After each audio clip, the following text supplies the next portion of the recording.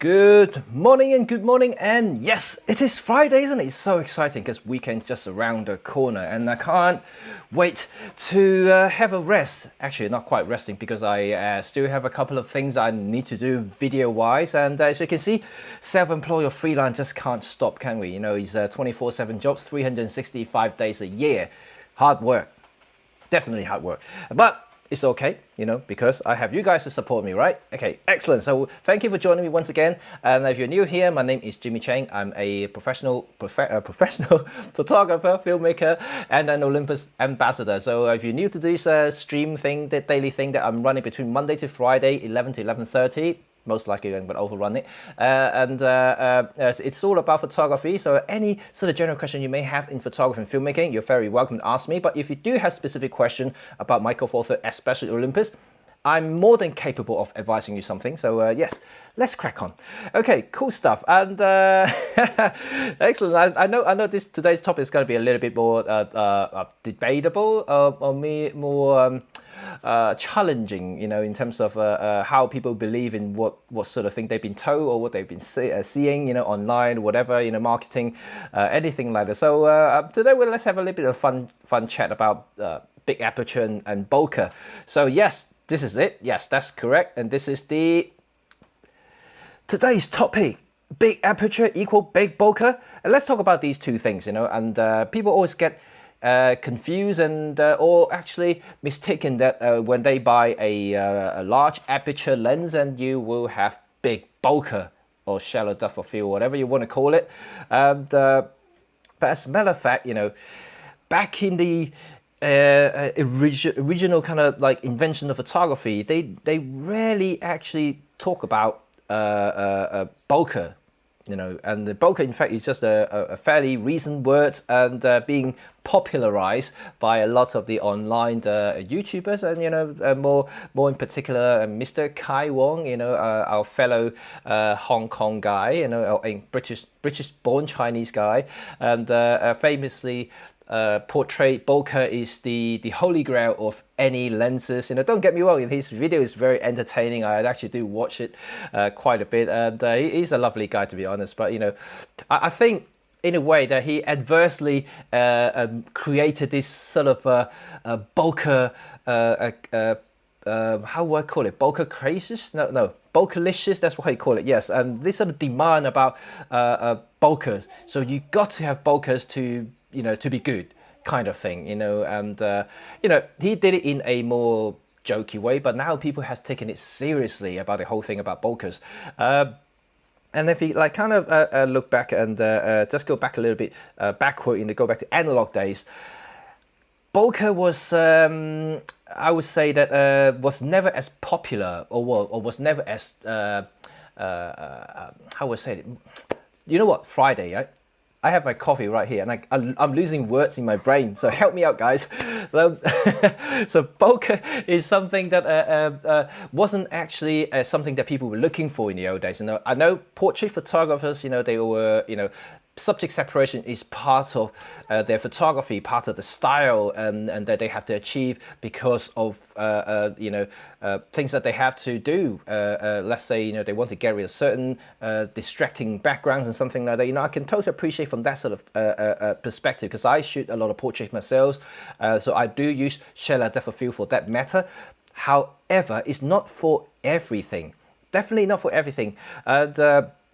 And it's always like in, you know, if you look at a lot of the street photographers, travel photographers, even product photographies, yeah, they rarely use fairly shallow depth of field to conduct their work, even today, you know, in the digital world. Not so much about ISO, not so much about, you know, you know, aperture size. Is more to do of the application, you know, whether you need to have the separations or not. And larger apertures, yes, the byproduct is having a shallow depth of field, and hence, you know, the out of focus area, you know, have these kind of fluffy bokeh balls things that, you know, people are kind of quite fond of these days. But you know, when I first started photography, I never really thought about bokeh that much, and then it was more about capturing the moments, reading the lights, you know, and just getting the right aperture and the right shutter speed. Remember, always remember, I keep talking about it, is the exposure triangle, aperture, shutter speed, and ISO. If you're really keen and want to learn about photography and master photography, master that triangle first. So that's how I started. I wasn't even thinking about shooting 1.4. In fact, I couldn't afford a 1.4 lens. The fastest lens I had was 3.5. But doesn't matter. All I wanted to do to get the exposure right. So once you understand the relationship, then you slowly appreciate, when you should be using faster aperture, faster shutter speed, and so forth, to create the desired effect. But what happened these days is, if you speak to a lot of new photographers, a lot of newcomers, or even people who's been shooting for quite a few years, and they've been brought up or educated to the point that, if I have a 1.2 lens, if I have a 1.4 lens, I should be shooting it wide open 24/7. I'm not joking. You've seen again and again and again and again. You've seen on these all the different forums, Facebook groups and photography groups, and photographer clubs.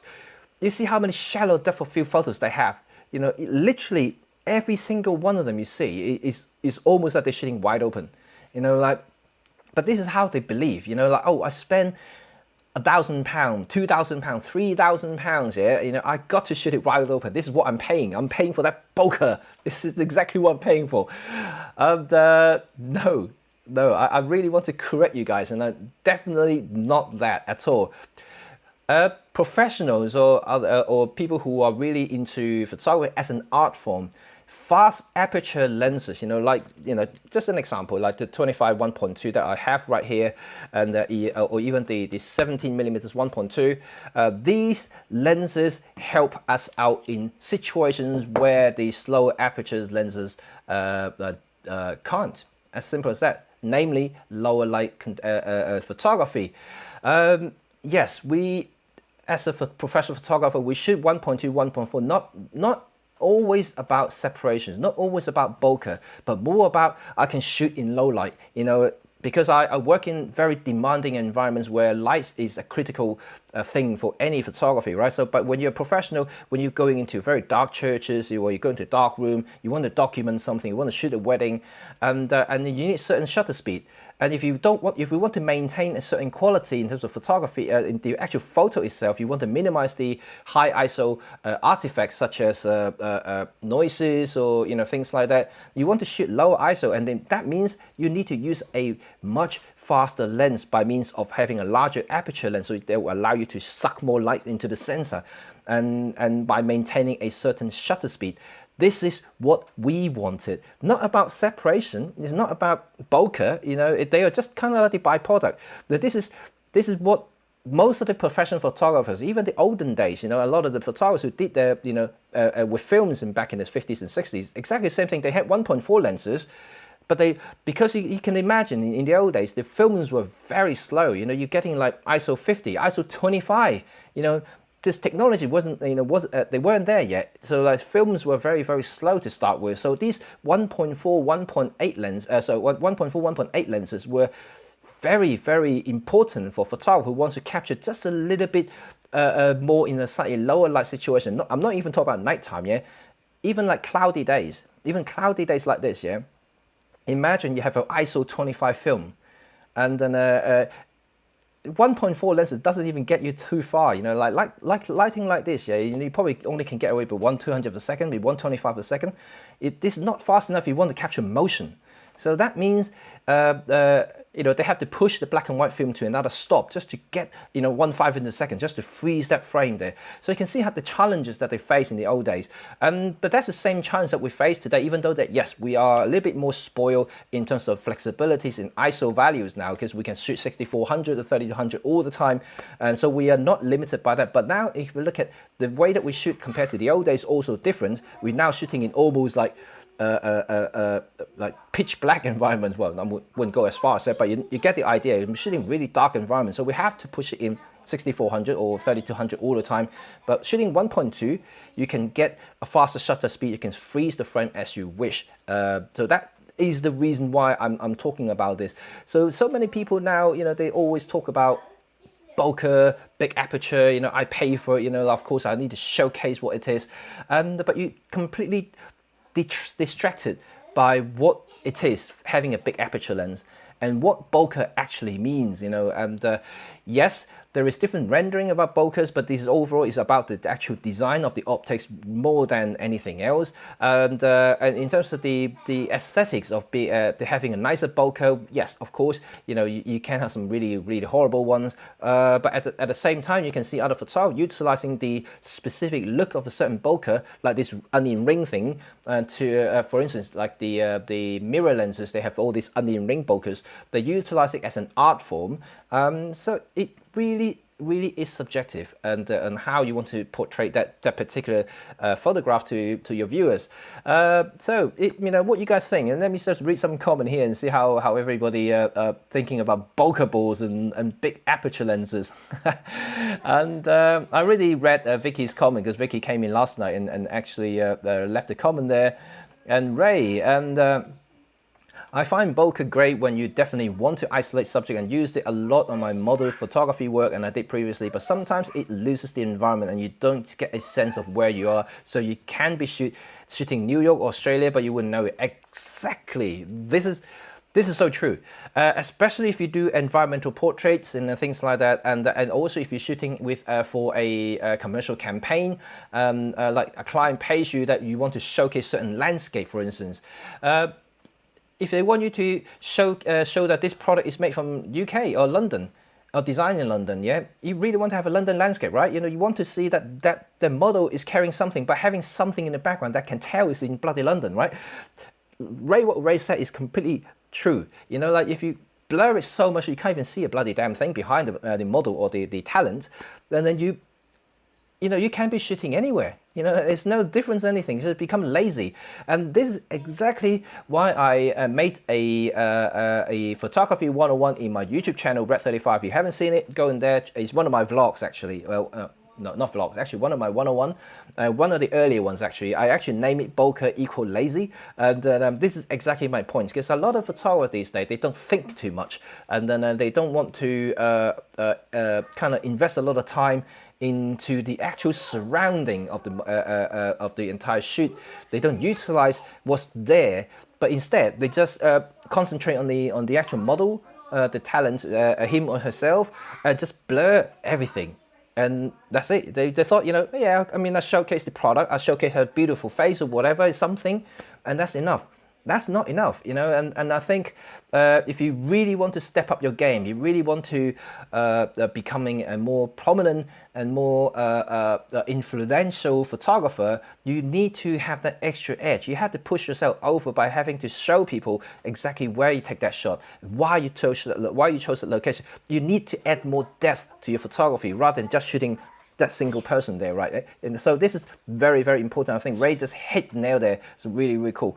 And so Vicky and Tony.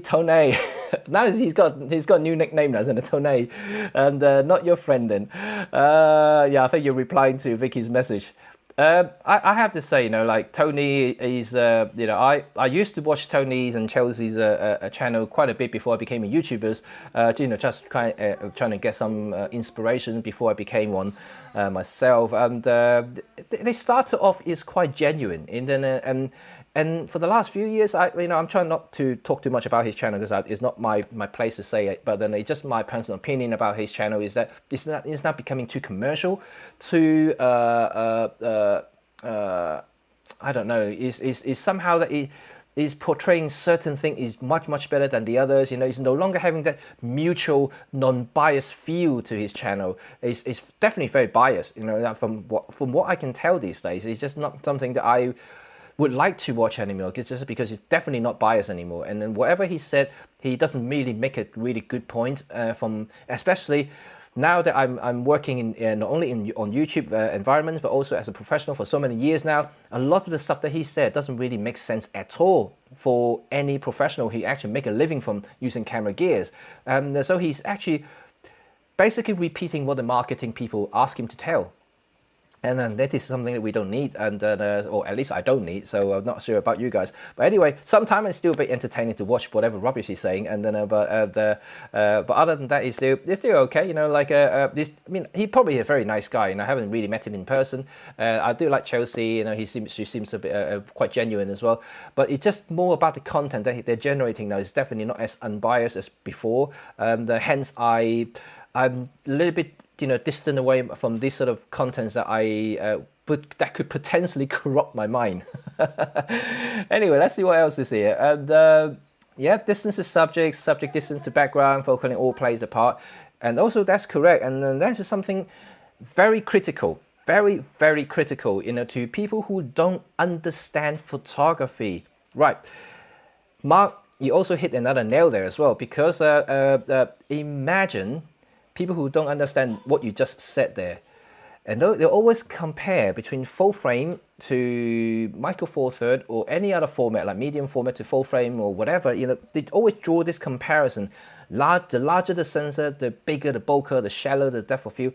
Correct, but it's also having this relationship that nobody ever talk about, or at least not many people talking about this, because they never understood it. You know, like I could achieve the same look as a full frame having the shallow depth of field by manipulating the distances that that your lens to your subject and the subject to the background and so forth. You can manipulate it to get similar look in terms of depth of field. So there isn't a negative to an extent. If you're really craving about this shallow depth of field and bokeh stuff, then you can definitely do that, you know, and then it's no problem achieving shallow depth of field with smaller format. You just need to get a little bit closer, or maybe using a longer focal length to compensate. It's all about a format. Remember, I talked about it on Wednesday on my Rare 35 channel, and then I talked about the Micro Four Third is not dead. It seems to be quite popular. A lot of people have been watching it. And even though I spoke for about 2 hours and lost my voice at the end of the day, and but it's about format. And if you look at like the people like all the olden boys, you know, golden boys in the film eras, like Henri Cartier-Bresson, you know, he shoot primarily 135, and then there are other photographers shooting like 120. A lot of people are moving into 135 at the time because it's more portable, it's more maneuverable, you know, when you do like documentary works and stuff like that. And if you think about it, they had to adapt from the aesthetic that they're so used to having on the 120 format into 135, and this is exactly the same relationship that we're having right now. People who treasure portability and maneuverability, and also the convenience of traveling with a lighter system of what the Micro Four Third can provide, is exactly what happened in the old days, that people are moving from medium format to 135, which is today's full frame. And then so this is kind of the same thing. And just because 135 became more popular in the last 4 or 5 decades and becoming, I wouldn't say a standard. People misunderstood what standard actually means. 135 isn't a standard, it's a format. So now they have a format, just because they're more popular. Doesn't mean that all the others are rubbish, but Micro Four Third now is offering what the 135 did back in the old days for the 120 format. So now having a smaller system, smaller lenses and everything smaller, you know, it's just allowing people to do some works that the 135 format cannot. Namely, you know, if you want to go to really tight spaces, you know, if you want to get really far away subjects and stuff like that, while you don't want to lug around like a 15 kilo lens or spend like 30 grand on the lens, you know, Micro Four Third is a way to do it. And because of that, it's now popularizing a lot of the long tele photographies that previously is almost impossible or unreachable to a lot of the photographers out there, because it's just so expensive and so heavy. It's not really something that anybody could afford to do it. But now Olympus gave or Micro Four Third gave the opportunity for a lot of the photographers that can enjoy this type of photography without having to break the bank or sell a kidney, for instance. So this is why I think it's actually a pretty good thing what Micro Four Third has done. And yes, but Mark, you did it right there. It's really, really cool there. What Brad is saying now, bokeh is a looking technique to be used and exploited as you want, same as the other looking technique. Exactly, that's also very, very true. You exactly mirror what I just said earlier, and is something that you only use sparingly and creatively not for the sake of having shallow depth of field, having a bokeh, and because I just spent 1500 quid on a big aperture lens, you know, and then it's not about that. You know, I know you spend that money, you really want to show it, but I think you should understand why you're buying that lens in the first place, and whether that will give you something that nobody can, no other lens can for your photography. Not just about bokeh, you know, you have to think about it. You know, it allows you to do a lot of low light stuff. Maybe it's got slightly sharper optics and something like that. You know, I could appreciate that, but in terms of bokeh alone, you know, that is not the driving factor.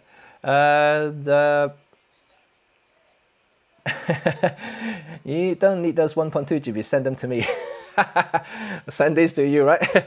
Well, I do need them, you know, unfortunately. I do work in the dark, and I'm almost like an owl sometimes, and I just need to see things. But yeah, you're welcome to join me in the next shoot, and hopefully there'll be a walkabout soon, and we'll be able to walk together. And you're happy to play around with all the lenses that I have, and yeah, it's pretty cool. Oh, I've got wire sticking off of my chest. It looks like a very nice chest hair, right?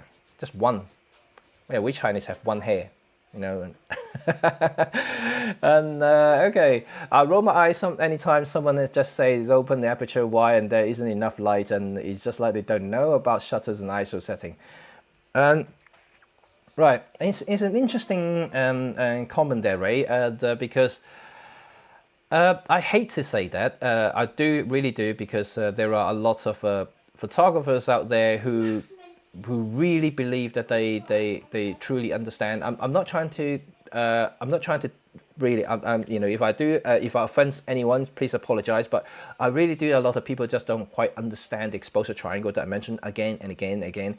Is that it's not just about one thing or the others. You have to understand the whole kind of exposure thing. How can you create a photograph? People think that they really do understand it, but you know, if you start looking at stuff that they talk about, stuff that they post online, and then and they make the comments and things like that, you really can tell they have not much of a clue exactly what they're talking about. One very good example is, I mean, I see, you know, obviously, you know, I always communicate and also interact with a lot of people on different Facebook groups and stuff like that, and I see some comments sometimes, especially when the 2x converter came out from the Olympus, the MC20, and a few months ago now, and I saw this one post from a lady, and she did a test on her 300mm f4 with the 2x converter, yeah, and she said, I hate the MC20 because it's not sharp enough, it's blur. And then when I look at the photos, well, funny enough that, you know, if she didn't post the settings or the EXIF data that she used to capture that particular photo, I wouldn't have said anything. I might actually say, oh, maybe she's got a lemon copy, you know, that is just not quite right. Maybe she should contact the technical department, maybe just return the MC20 and get a new one. But she did posted the EXIF data, yeah, and it shows, yeah, she's shooting 300mm with the MC20 on a Micro Four Third. Okay, it's got Sync IS on the EM1 Mark II, but it's equivalent in full frame, yeah. So this 300, what, 2x is 600mm equivalent, 2x is what, 1200, yeah. This is long. This is a very, very long. And if you guys know anything about shutter speed relationship to focal length, you know you can't even shoot in 1/500th of a second. You need faster than that. You know, even though you may have a 7-stop compensation in image stabilization, you can't. And you need faster shutter speed regardless. And guess what shutter speed she's using? 1/50th of a second. Of course you're gonna get a blur shot. Doesn't matter how much the IBIS is gonna help your shakiness. 1/50 is way too slow for a 1200mm equivalent lens, and it just can't. So, like, you know, this is the point when I come to think that, okay, these guys may be shooting birds for a long time, they might be doing a lot of things right, but then when it comes to really go back to the basic, the fundamentals of photography, and they completely forgot about it, or they just didn't know about it. So, like, please, like sometimes don't just go and make those comments and make those things without actually trying to investigate exactly what's wrong with the photos and or what maybe a lot of the time it's actually human error, myself included. Sometimes when I did something that I think, oh, it didn't turn out right, it's actually most times if you look back at what the setting was or how it reacted to the shot, it's actually mostly my mistake rather than the tool itself. And so it's something that you really have to understand about photography. If you haven't really brought up or you're mostly self-taught like myself, you have to go for a lot of trial and error for sure, but you have to read up a lot, take comments as a constructive improvement and so forth. You need to learn about photography before you really go up to that level and start to make yourself a better photographer. So let's go up and see other things. Martin Paul, I could never do Jimmy's job. My video could be 20 seconds long and cut straight in. I know I talk too much, mate. I know I talk too much. And and Mark is replying you're not an Olympus talker. That's if you don't know what Mark or Brad was talking about. Yeah, my daughter has labeled me as Olympus talker, yeah, because she knows that I have a lot of Olympus stuff. She knows that I shoot with Olympus cameras, but instead of calling me Olympus cameraman or Olympus photographer, she's now saying that I'm an Olympus talker because I talk every day. Well, good afternoon, Barana, and hello. Just the 1.8 prime for bokeh, but the feather bokeh you need 1.2 pro. Now this is about the aesthetic of the bokeh, and I mean they are different. I have to say they are very, very different. And I actually think that the feather bokehs is something that I guess is a personal taste. It does look very organic. It does look very filmic if you are kind of brought up in the olden film era like myself. If you're old enough to experience that, and I do think it's a very nice thing to do. But it may not be something that a lot of the kind of very critical photographers who like have these 1 and 0 relationship, whether it's going to be sharp and not sharp kind of thing, and then they might prefer a slightly more clinical look from other manufacturers. But I do think the feather bokeh looks really artistic. That's very nice. And yeah, Olympus stalker. Right, okay, let me just show you some sample images so we can just wrap it up for today's check. It's going to be light-hearted. Like I said, I don't want to go for the flow-bone and talk about bokehs and big apertures and stuff like that. So let me show you some pictures and exactly just show you what you mean. Because a lot of the time people just don't quite understand it. Like let's give you one photo first here. This is a street photo that I did, and so a lot of the time when you look at pictures like these, you may actually think I need a shallow depth of field and this and that. But if you look at this particular case, I was shooting f11, and then and everything is in focus. There's absolutely no depth of field whatsoever. If just everything pin sharp right in this particular photo.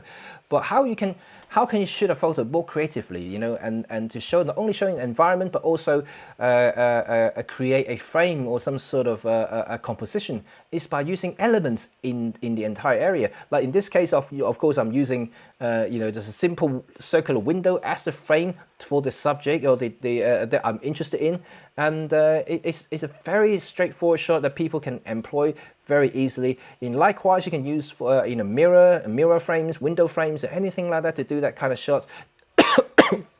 Excuse me, just choked myself with my saliva. That's not very good. And you can also use like building lines, for instance. Let me try and get a building line shot for you, so you can actually frame these up very easily. And let me just try to find one here. And very straightforward building line stuff. Oh, there's one here that I showed you before. Okay. So again, this is a very simple case. Even if it's in low light, I was shooting at 2.8, and because I want to get the textures in the entire scene rather than blurring something out. I mean, in terms of the blurriness, you can see here is actually for motion blur. That I actually deliberately to have a slightly slower shutter speed to create some motion. So I want to see them walking. And rather than just like a freeze frame, because I actually prefer to have a slight motions in these sort of situations. It's just more fun to do that. So in this particular case, I don't need shallow depth of field. The time that when you want to have shallow depth of field, is when you want to really trying to get rid of all kinds of distractions and stuff like that. I'm trying to get one example right here, that if with shallow depth of field. In fact, I actually don't have that many really shallow depth of field to be quite frank. And even shots like, just showing another example here. Well, even shots like this, you know, you can tell that, you know, I wasn't using extremely shallow depth of field in this shot. I mean, I was shooting 1.8, and but it's not very shallow. You know, the shallowness that you kind of see is actually manufactured by means that I'm having a little bit of foreground inches. There was some twigs and leaves in front of the lenses, and it created that kind of creaminess into the photos. So you can also create that sort of look without having to using ultra fast lens or things like that. So there are a lot of creative stuff you can do with your photographs, and so having bigger bokeh and bigger aperture lens is not necessarily giving you the aesthetic that you may want. You know, there's this. It's a lot to do with your creativity, how you can utilize that lens to do certain things. This is the prime example of not using a very shallow depth of field to create the shallow depth of field look. And I'm trying to find one that may be helpful for you guys to see shallow depth of field look. But I'm actually struggling to find one at the moment. I'm just looking through quickly of some of my portfolio here. Hopefully I can find one that is definitely very ultra shallow depth of field, if I can find one. I used to do that a lot, but then I kind of stopped that, you know, as soon as I learned about all this stuff. Maybe I can find a really old photo of me in shallow depth of field. And yeah, okay, I used a photo of mine, and this is something that Tracy took of me. So, right, okay, here we go.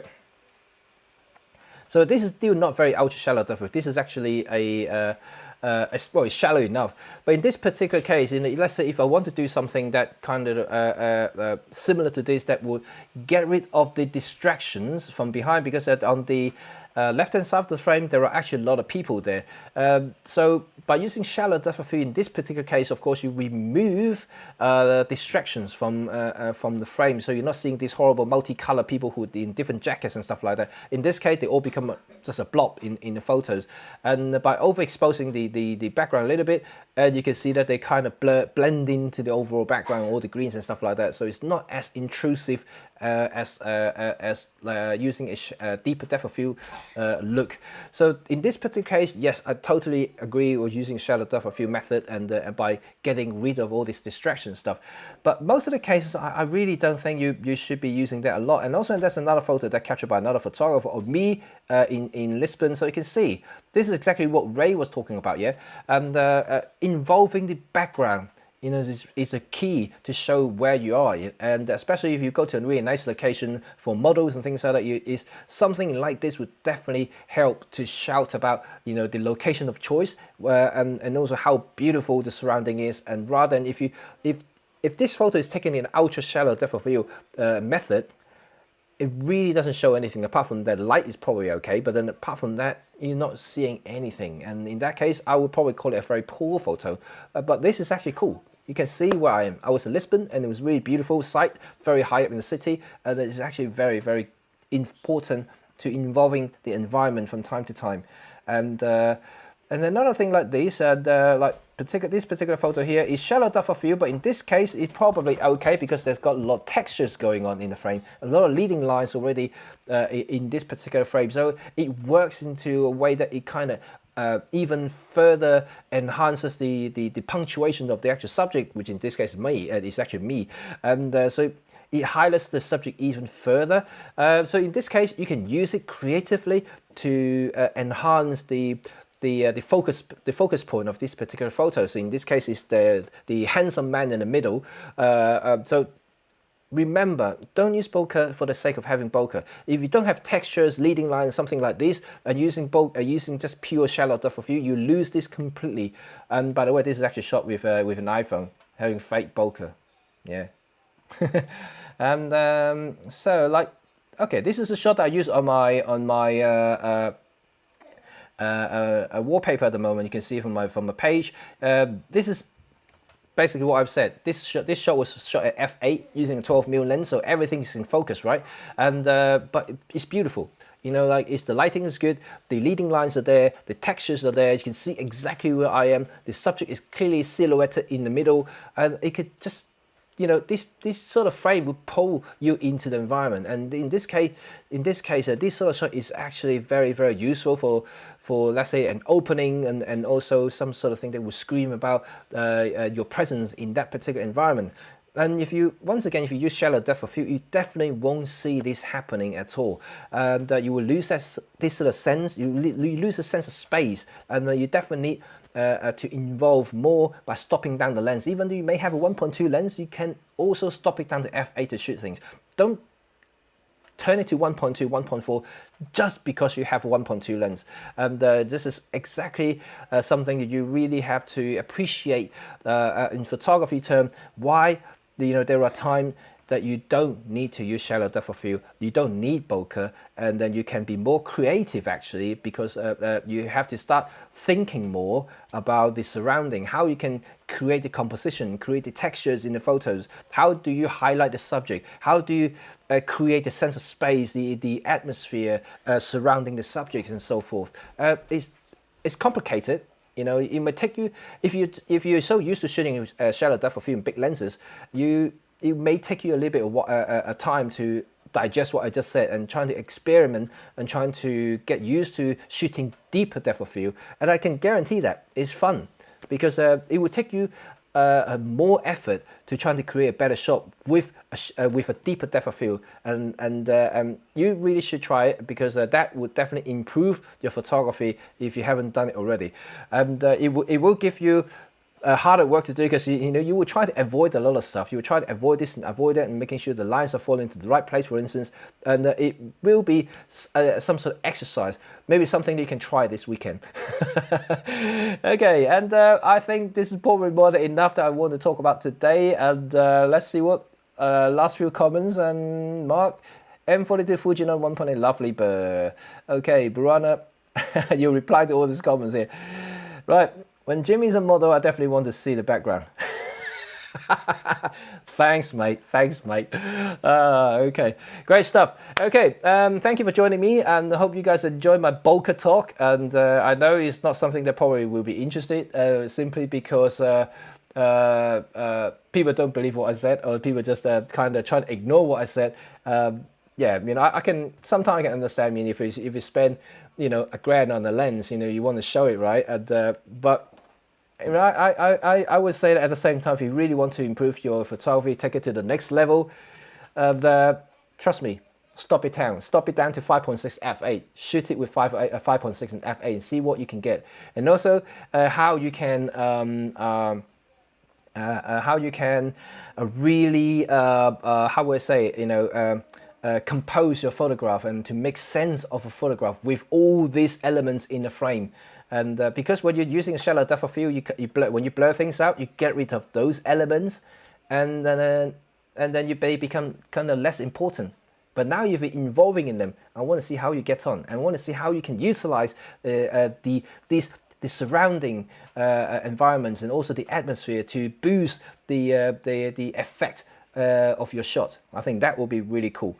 Excellent stuff. And yes, Ray, thank you. Have a good weekend. And thank you, Ray, for joining. Thank you, everybody, for joining me. And I hope you all have a really good weekend, and enjoy the time wherever you are. I know that in many places in the world now, we're still having tough times at the moment, and it's still going to be here for a while. And I'm here. So I will hopefully be continue giving some content to you know, to enjoy, and also we're having a nice fun chat here. So you can all join me to talk about things, anything you want to talk to about photography, filmmaking, and of course, if you are Michael Four Thirds fans as well, you know, I'm one, and then you can talk about that as well. But overall, I'm a photographer, so like I can talk about anything about photography. Like today, I'm talking about bokeh. It's not really gear related, so it's all fun, right? You know, if you're a photographer, creative, you're very welcome. This is the one big happy family right here. So yeah. yeah, by the way, I'm going to end it here right here now. But if you want to catch up on some of the previous stream that I did before, I have the link in my description. Actually, is pointing towards my personal channel that has all the archive that I've done previously on this live stream. I know on Facebook it's going to be a bit tricky because it's all on my timeline, so it's going to be a bit harder to scroll back to, let's say, last month. It's going to be really hard work, and so all the archives are in my personal channel, and that's it. Yeah, I think that will be it. Next week I'm gonna have brand new topics, brand new stuff to talk about, and also the Wednesday YouTube will have another live stream as well. We're gonna talk about another thing, which is stay tuned because it's gonna be interesting again. And I couldn't believe how mad it was on Wednesday about the Micro Four Thirty is not that topic, but it was fun. It was fun for me too, and of course, I was gonna say something and now I completely forgot. It's a Friday effect that I'm having at the moment. I'm just can't wait to get off and just trying to rest a little bit. Actually, no, I did say that I'm not resting. I've got a couple of things to do. I got a box right there in my door now. Just arrived this morning, and I know what it is, and I can't wait to show you because it's exciting. It's really exciting. So maybe I'll show you on Monday. That will be really fun. Anyway, so I do want to stop on out, and you guys have a good weekend. Have a good beer, cold beer, and even though our summer has gone, yeah, it's gone. I'm not joking. I'm seeing if I can show you that. It's just really horrible out there. And, oh no, you can't see. It's just overexposed. Damn it. Okay. Anyway, and you guys have fun and take care of yourself. Remember, stay safe. I'll see you all on Monday. Have a nice weekend. Oh yes, Sunday new episode on YouTube. Okay. Red 35 Photography. I'm going to put a link in the description after this. So stay tuned and have a nice day. Bye for now.